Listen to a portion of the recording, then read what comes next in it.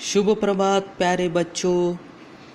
जैसे कि हमने पिछले कुछ दिनों से जो हमारी पहली इकाई है उसमें का जो हमारा तीसरा हास्य व्यंग्य निबंध है वाह रे हमदर्द घनश्याम अग्रवाल जी का, इसके बारे में हम अध्ययन कर रहे हैं, इसके बारे में हम जानकारी ले रहे हैं और किस तरह से कि जो मरीज़ होता है और उस मरीज़ के बारे में हमदर्दी जताने वाले, सहानुभूति दिखाने वाले जो लोग होते हैं वह लोग किस तरह के होते हैं, इसके बारे में हम इस हास्य व्यंग्य निबंध में वाह रे हमदर्द नामक इसके माध्यम से हम अध्ययन कर रहे हैं, जानकारी ले रहे हैं। जैसे कि हमने कल देखा, पिछली बार हमने देखा कि किस तरह से सोनाबाई वह अस्पताल में घनश्याम अग्रवाल जी को देखने के लिए आती है, क्योंकि जहाँ घनश्याम अग्रवाल जी रहते हैं वहीं पर सोनाबाई रहती थी और उस दिन वह अपने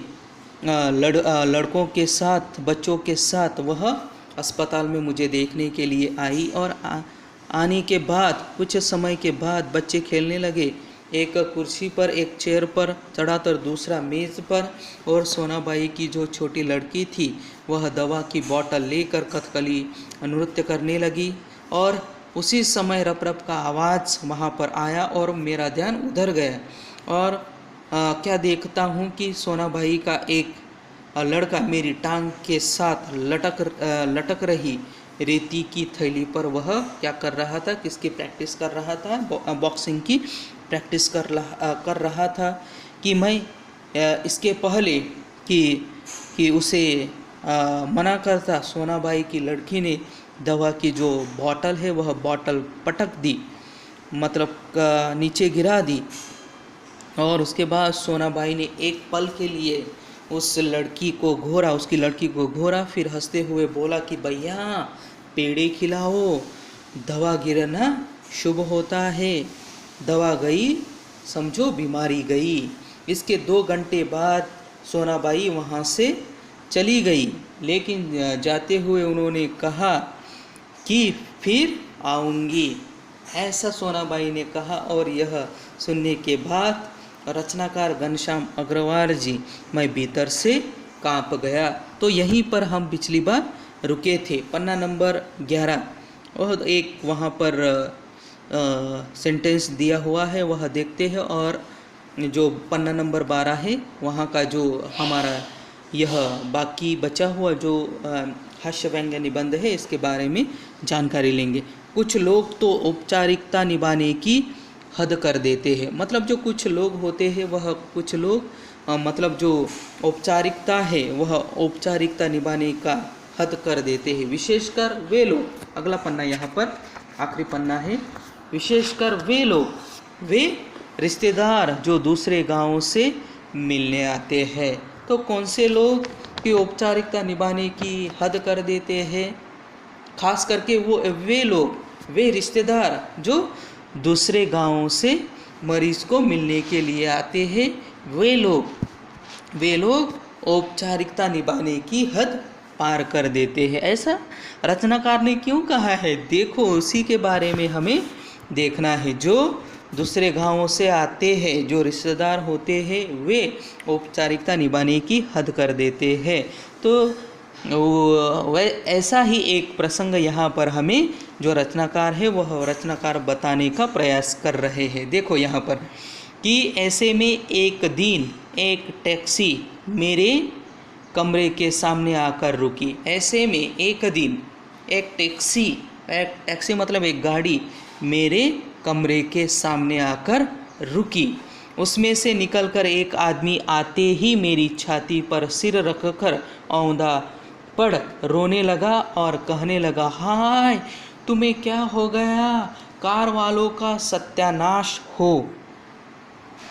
तो वह उनके कमरे के सामने आकर एक टैक्सी रुकी और टैक्सी सामने आकर रुकी और रुकने के बाद उसमें से एक आदमी निकल कर आते ही मेरी छाती पर सिर रखकर औंधा पड़ा रोने लगा। औंधा मतलब उल्टा, औंधा मतलब क्या?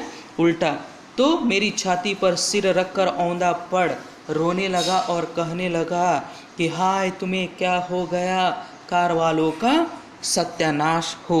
इस तरह वह आते ही मेरे छाती पर सिर रखकर रोने लगा और कहने लगा कि कार वालों का सत्यानाश हो, तुम्हें क्या हो गया, कार वालों का सत्यानाश हो। ऐसा कहकर वह मेरी छाती पर सिर रखकर उल्टा पड़ा रोने लगा। और मैंने दिल में कहा कि मुझे जो हुआ सो हुआ, पर तू क्यों रोता है, तुझे क्या हुआ। वह मन में अपने मन में ही रचनाकार घनश्याम अग्रवाल जी कहने लगे कि मुझे जो हुआ सो हुआ, पर तू क्यों रोता है, तुझे क्या हुआ। अपने दिल में ही घनश्याम अग्रवाल जी ने कहा, क्योंकि वह आते ही उनकी छाती पर सिर रख उल्टा पड़ा रोने लगा था और कहने लगा था कि तुम्हें क्या हो गया, कि गाड़ी वाले का कार वालों का सत्यानाश हो। ऐसा कहते हुए वह रोने लगा था, लेकिन रचनाकार मन में ही कहने लगे कि मुझे जो हुआ सो हुआ, पर तू क्यों रोता है, तुझे क्या हुआ है। वह थोड़ी देर मेरी छाती में मुंह गड़ाए रोता रहा। मतलब कुछ समय के लिए वह जो व्यक्ति गाड़ी में से उतरकर सीधा मेरे छाती पर सिर रखकर उल्टा पड़ा रोने लगा था, वह व्यक्ति कुछ समय के लिए कुछ देर तक मेरी छाती में मुंह गड़ाए रोता रहा। फिर कुछ समय बाद उनका रोना कुछ कम हुआ। मतलब कुछ समय के लिए वह यूं ही रोता रहा छाती में मुंह गड़ाए, और उसके बाद उसका जो रोना है वह रोना कुछ कम हुआ। उसने मेरी छाती से गर्दन हटाई और जब मुझसे आँख मिलाई तो एकदम चुप हो गया। कि उसके बाद देखो कि उसने मेरी छाती से गर्दन हटाई, और गर्दन हटाने के बाद जब उसने मुझसे आँख मिलाई तो एकदम चुप हो गया। क्यों, ऐसा क्या हुआ होगा कि कुछ समय पहले जो व्यक्ति बहुत रो रहा था और उस व्यक्ति ने जब मुझसे आँख मिलाई तो वह एकदम से चुप हो गया। क्यों, ऐसा क्या हुआ कि वह एकदम से चुप हो गया। देखो, फिर धीरे से हंसते हुए बोला वह व्यक्ति जो घनश्याम अग्रवाल जी को अस्पताल में मिलने के लिए आया था। वह व्यक्ति फिर धीरे से हंसते हुए बोला, माफ़ करना, मैं गलत कमरे में आ गया था। फिर वह धीरे से हंसते हुए बोला कि माफ़ करना कि मैं गलत कमरे में आ गया था। मतलब जो घनश्याम अग्रवाल जी के छाती पर सिर रख कर उल्टा पड़ा रोने वाला जो व्यक्ति था, वह व्यक्ति गलती से घनश्याम अग्रवाल जी के कमरे में जा पहुंचा था। इसीलिए आखिरकार वह बोलने लगा कि माफ़ करना, मैं गलत कमरे में आ गया था। आजकल लोग ठीक से बताते भी तो नहीं कि आजकल जो लोग हैं वह लोग ठीक से बताते भी तो नहीं। गुप्ता जी का कमरा शायद बगल में है। वह व्यक्ति किसको मिलने के लिए आया था? गुप्ता जी को मिलने आया था, लेकिन वास्तव में वह घनश्याम अग्रवाल जी के कमरे में घुस गया था और वहां जाकर रोने लगा था कि गुप्ता जी का कमरा शायद बगल में होगा। बगल में मतलब बाजू में बगल में होगा। है अच्छा भाई माफ़ करना, है करते हुए उसने कहा कि अच्छा भाई माफ़ करना, कहकर वह चला गया कि है अच्छा भाई माफ़ करना, यह कहकर वह व्यक्ति वहाँ से चला गया। अब वही रोने की आवाज़ मुझे पड़ोस के कमरे से सुनाई पड़ी। अब वही रोने की आवाज़ मुझे जो बाजू में बगल में पड़ोस में गुप्ता जी का जो कमरा था वहाँ से मुझे वह रोने की आवाज़ सुनाई पड़ी। मुझे उस आदमी से अधिक गुस्सा अपनी पत्नी पर आया, क्योंकि इस प्रकार रोता देख पत्नी ने उसे मेरा रिश्तेदार या करीबी मित्र समझकर टैक्सी वाले को पैसे दे दिए थे। कि रचनाकार को उस व्यक्ति से अधिक अपनी बीवी पर, अपनी पत्नी पर क्यों गुस्सा आया? क्योंकि वह उनका रिश्तेदार या करीबी मित्र समझकर उसने, मतलब रचनाकार की बीवी ने उस टैक्सी वाले को क्या दे दिए थे? पैसे दे दिए थे। इसीलिए रचनाकार को अधिक गुस्सा आया था कि मुझे उस आदमी से अधिक गुस्सा अपनी पत्नी पर आया, क्योंकि इस प्रकार रोता देख पत्नी ने उसे मेरा रिश्तेदार या करीबी मित्र समझकर उस टैक्सी वाले को क्या दे दिए थे? पैसे दे दिए थे। इसीलिए मुझे, मतलब घनश्याम अग्रवाल जी को अपनी बीवी पर गुस्सा आया था। इसीलिए उसे, मतलब घनश्याम अग्रवाल जी को अपनी बीवी पर गुस्सा आया था। अगला परिच्छेद देखो कि हमदर्दी जताने वालों में वे लोग जरूर आएंगे जिनकी हम सूरत भी नहीं देखना चाहते। कि सहानुभूति जताने वाले, दिखाने वालों में वे लोग जरूर आएंगे जिनकी हम सूरत भी नहीं देखना चाहते। वे लोग भी आपको जरूर मिलने के लिए आएंगे, हमदर्दी जताने के लिए आएंगे। वैसा ही यहाँ पर एक व्यक्ति के बारे में यहाँ पर हमें घनश्याम अग्रवाल जी बताना चाहते हैं कि जिनकी सूरत भी शहर के सारे लोग देखना नहीं चाहते, वह व्यक्ति अब घनश्याम अग्रवाल जी को मिलने के लिए अस्पताल में आने वाला है। और इसी के बारे में हमें यहाँ पर वे बताने का प्रयास कर रहे हैं। हमारे शहर में एक कवि है श्री लपकानंद।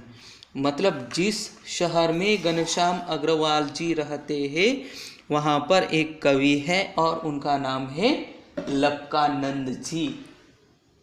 उस कवि का नाम है श्री लपकानंद जी। उनकी बेतुकी कविताओं से सारा शहर क्या है? परेशान है। कि जिनकी बेतुकी कविताओं से सारा शहर क्या है? परेशान है। बेतुकी मतलब असमंजस या फिर हास्यास्पद या फिर जिसकी कोई तुक न हो, ऐसी बेतुकी मतलब जिसकी कोई तुक न हो या फिर हास्यास्पद, असमंजस। कि जिनकी बेतुकी कविताओं से सारा शहर क्या है? परेशान है। मैं अक्सर उन्हें दूर से देखते ही भाग खड़ा होता हूँ। कि जब भी मुझे श्री लपकानंद जी जो कवि है वह कवि मुझे दिखाई देते हैं तो दूर से ही मैं भाग खड़ा होता हूँ। जानता हूँ जब भी मिलेंगे 10-20 कविताएं पिलाए बिना नहीं छोड़ेंगे। दूर से ही उन्हें देखते ही रचनाकार भी क्यों भाग खड़े होते थे? क्योंकि उन्हें मालूम है कि जब भी श्री लपकानंद जी कवि मिलेंगे और मिलने के बाद 10-20 कविताएं सुनाए बिना नहीं रहेंगे। इसीलिए मैं उन्हें देखते ही भाग खड़ा होता हूँ। एक दिन बगल में झोला दबाए आ पहुँचे। तो एक दिन बगल में झोला मतलब थैला हम कहेंगे, थैली नहीं कहेंगे, थैला कहेंगे। थैली छोटी आती है, थैला बड़ा आता है। एक दिन बगल में झोला दबाए आ पहुँचे मुझे मिलने के लिए मतलब घनश्याम अग्रवाल जी को मिलने के लिए बगल में झोला दबाए आ पहुँचे। कौन? श्री लपकानंद जी। आते ही कहने लगे, मैं तो पिछले 4-5 दिनों से कवि सम्मेलनों में अति व्यस्त था। कि वे आए, अस्पताल में आए और आते ही घनश्याम अग्रवाल जी को कहने लगे कि मैं तो पिछले 4-5 दिनों से कवि सम्मेलनों में अति व्यस्त था, मतलब बहुत ही बिजी था। सच कहता हूँ कसम से मैं आपके बारे में ही सोचता रहा। ये देखो, ये सच कहता हूँ कसम से मैं आपके बारे में ही सोचता रहा। रात भर मुझे नींद नहीं आई और हाँ, रात को इसी संदर्भ में यह कविता बनाई है कि रात भर मुझे नींद नहीं आई और आपके बारे में ही मैं सोचता रहा। और रात को इसी संदर्भ में, इसी रेफरेंस में, इसी संदर्भ में यह कविता बनाई है। और यह कहकर झोले में से डायरी निकाली और लगे सुनाने। और यह कहा उन्होंने, यह कहा और कहने के बाद झोले में से उन्होंने डायरी निकाली। डायरी निकाली मतलब रोजनिशी, जैसे कि हम उसे कहते हैं, या फिर दैनंदिनी डायरी, रोजनिशी या फिर दैनंदिनी। तो उन्होंने यह कहकर उनका जो थैला है और उस थैले में से उन्होंने डायरी निकाली। और डायरी निकालने के बाद उन्होंने जो रात को बनाई हुई जो कविता है वह कविता मुझे सुनाने लगे। देखो वह कविता किस तरह की थी।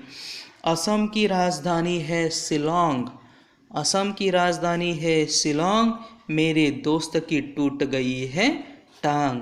कि असम की राजधानी है शिलोंग, मेरे दोस्त की टूट गई है टांग। मोटर वाले तेरी ही साइड थी रॉन्ग। देखो इस तरह की कविता उन्होंने लिखी थी।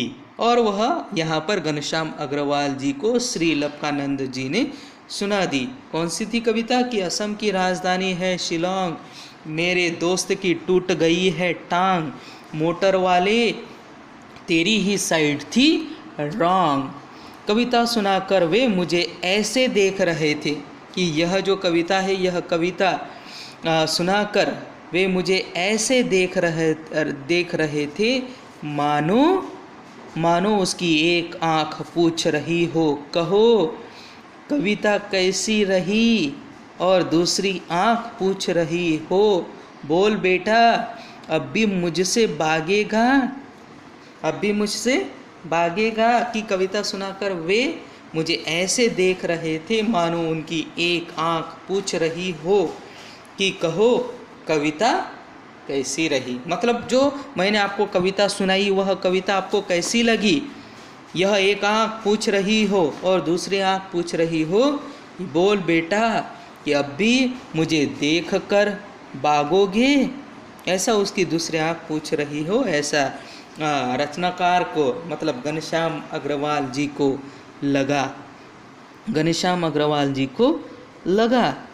और अब भी मुझसे भागोगे। मैंने जल्दी से चाय पिलाई और फिर कविताएं सुनने का वादा कर बड़ी मुश्किल से विदा किया। कि उसके बाद मैंने जल्दी से श्री लपकानंद जी को चाय पिलाई और फिर कविता सुनने का वादा कर बड़ी मुश्किल से वहाँ से उन्हें भगाया, विदा किया।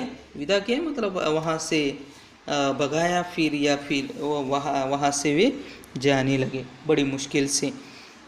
यहाँ पर अब आखिरी परिच्छेद दिया हुआ है।